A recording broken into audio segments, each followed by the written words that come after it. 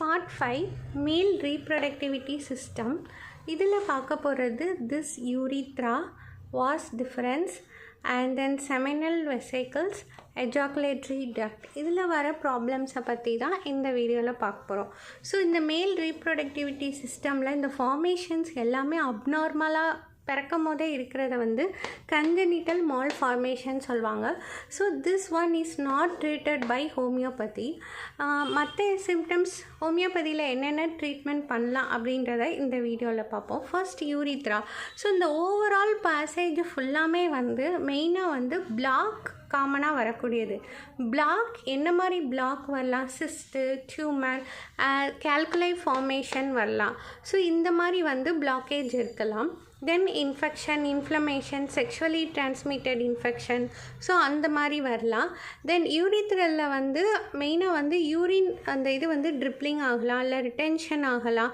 So retention வந்து சிஸ்ட்டுனால இல்லை kidney ஃபெயிலியர்னால இருக்கலாம்.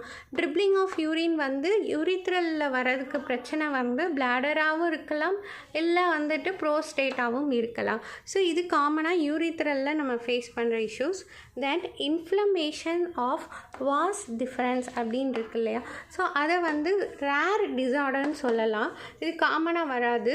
வாஸ்டைட்டிஸ், டிஃபோர்டைட்டிஸ், ஃபங்னிகுலைட்டிஸ் அப்படின்னு சொல்லுவாங்க. Inflammation of vas difference.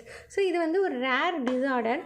இதோட சிம்டம்ஸ்ன்னு பார்த்தோன்னா ஸ்வெல்லிங், பெயின், பிளாக் இருக்கலாம். பிளாக் இருக்கிறதுனால வந்து ஸ்பெர்ம் டிஸ்சார்ஜில் வந்து ப்ராப்ளம்ஸ் வரலாம். ஸோ இதுவும் இன்ஃபர்டிலிட்டி வரும்.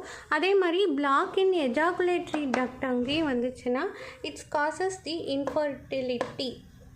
தென் செமைனல் வெசைக்கிளில் வரக்கூடிய இன்ஃப்ளமேஷனை வந்து செமைனல் வெசைக்குலைட்டிஸ்ன்னு சொல்லுவோம். So this are the conditions are treatable by homeopathy. சில பிளாக் கண்டிஷன்ஸ் வந்துட்டு இந்த யூரித்ராலேருந்து இந்த பேசேஜ் வரைக்கும் இருக்குது இல்லையா? ஸோ இது வந்து மேஜராக உள்ளதை வந்து சைஸ் பெருசாக இருக்குது, எமர்ஜென்சினா it's treated by surgery only தான். பேலன்ஸ் கண்டிஷன்ஸை வந்து ஹோமியோபதியில் ட்ரீட் பண்ணிக்கலாம்.